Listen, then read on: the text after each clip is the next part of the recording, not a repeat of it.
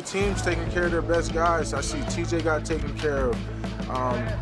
Max got taken care of. Miles got taken care of. And he got 2 years left on his deal. So it's hard to, you see a lot of people around the league getting taken care of. You just, wish you had something that, that same type of energy.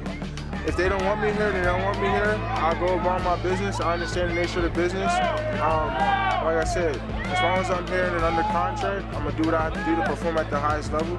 But if this is the end, this is the end. There's the same way that Jerry Jones and Stephen Jones and the other Jerry Jones take care of their family, the same way I need to take care of my family. You know what I mean? I got my own 3 kids of my own, so we all need to take care of my own family at the end of the day. Micah Parsons led the pass rushers having a historic offseason in the NFL, one that makes a case to get paid in the future. Is Micah Parsons' numbers comparable to other pass rushers who saw big pay increases this offseason? And as you heard, obviously they listed off multiple names there. Mad Dog, we'll start with you. Will the Micah dispute derail the Cowboys' season? Absolutely not. This is perfect for Lewis, myself, Kimberly, Stephen A. watching you to set it up.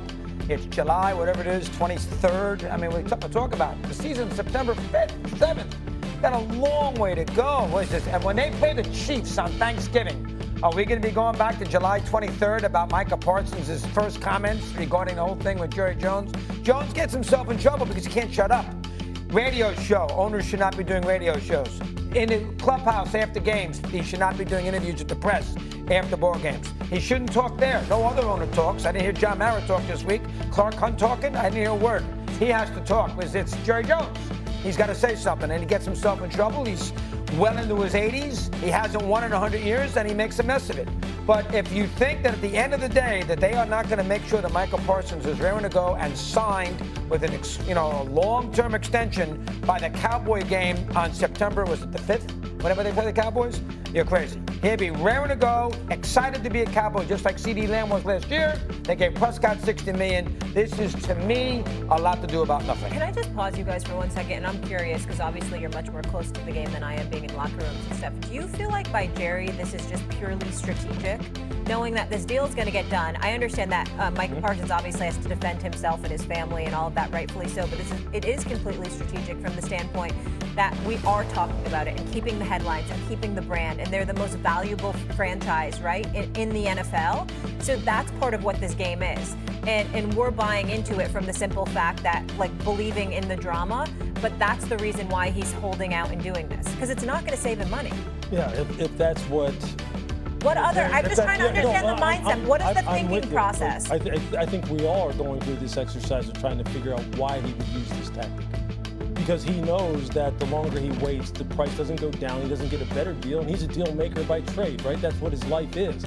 He knows that the longer I wait, the more leverage that this player gets, the more I'm going to wind up paying out. He knows that's not good business. So there has to be some other kind of consequence that he's looking for, or some other kind of windfall that he feels is going to come his way by playing it this way. And it has to be that, because otherwise, I'll tell you this. Look, he's been a part of championship teams in the past. He knows what the culture of those football teams is like, as far as what the players are saying about the coach, about their commitment to the brand, their willingness to go the extra mile to make sure that they have a competitive advantage over the next team.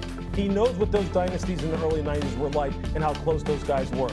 Nobody that I remember, because I played against those teams, and I know how good they were, there weren't guys having press conferences going, well, if they don't want me, then I'll just kind of like play this thing out, professionally, and then, I understand a bit. Like, Micah Parsons shouldn't even be having to come up with those kind of words to be said at this point. And if Jerry thinks in any way, shape, or form that this is going to light a fire under his ass for September, I have a news flash for you, and he knows better than this too.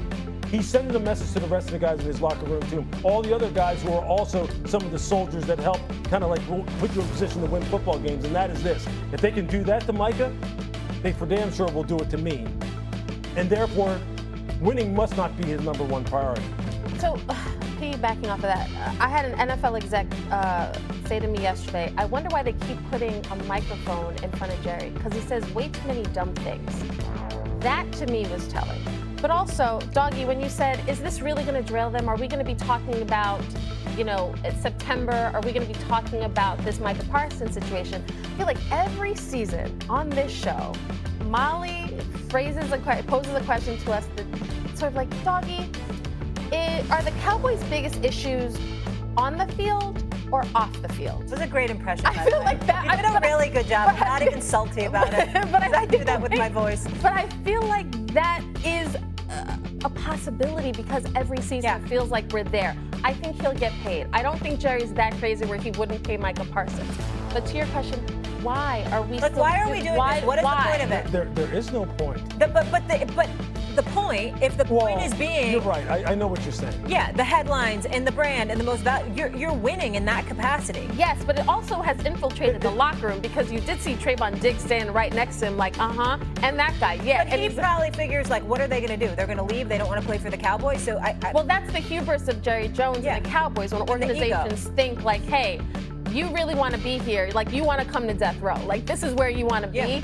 I think that's a dangerous game. At some point, it will bite you. And I think if they do not win on the field, there's also the George Pickens aspect and the CD. Like they've got to get this offense cohesive. They've got to score points. They've got to stop the run. Like there are actual football concerns with this team. They don't need this sort of Micah Parsons wondering if they don't want me or not. I could go elsewhere. And to that point, for chemistry and reps, and that leads me to the Bengals because we've talked about them quite a bit and how they have the slow starts every single season, and now here we are again. The stalemate in Cincinnati continues as defensive star Trey Hendrickson and the Bengals front office have yet to agree on a deal for that 9-year vet. Hendrickson was a no-show for day one of training camp, posting himself in Florida yesterday.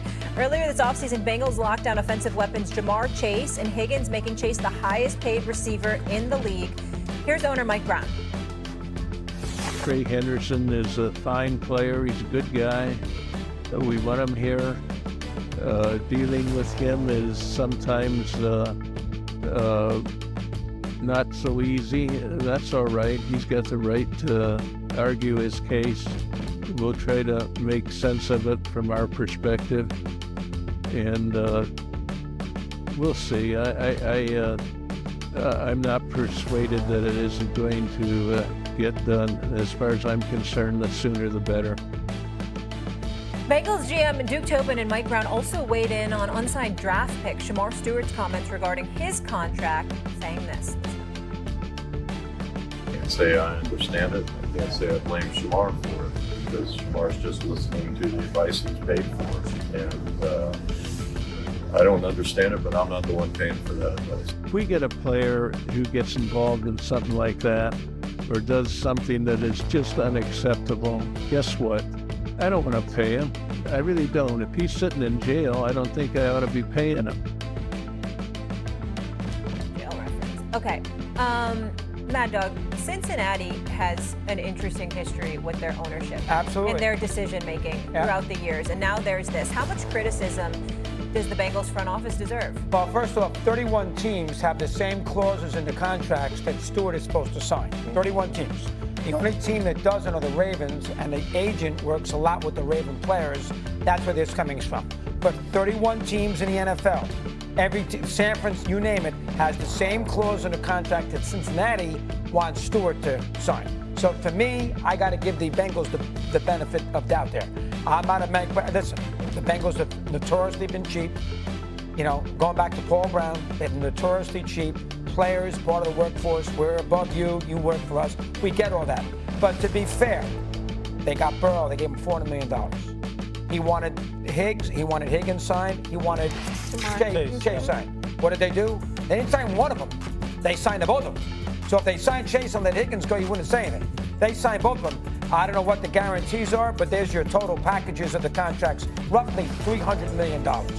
So this is, to me, the wrong time to kill the Bengals about being cheap when they brought the two receivers back to help Burrow, who wanted the two receivers back, and they took care of him, and they are an offensive team. Hendrickson's a great player. Their defense isn't very good. 17.5 sacks. I don't know enough about his history with the franchise. I like to think they get him signed and make it more fun to have him there with their defense. But in this case, Lewis, they did bring the two receivers back, and they paid him a fortune. You have to give him the benefit of the doubt. No, I don't have to give you him don't. Really? Wow, you guys. Because I'll tell you what. I'll tell you what. Trey Hendrickson can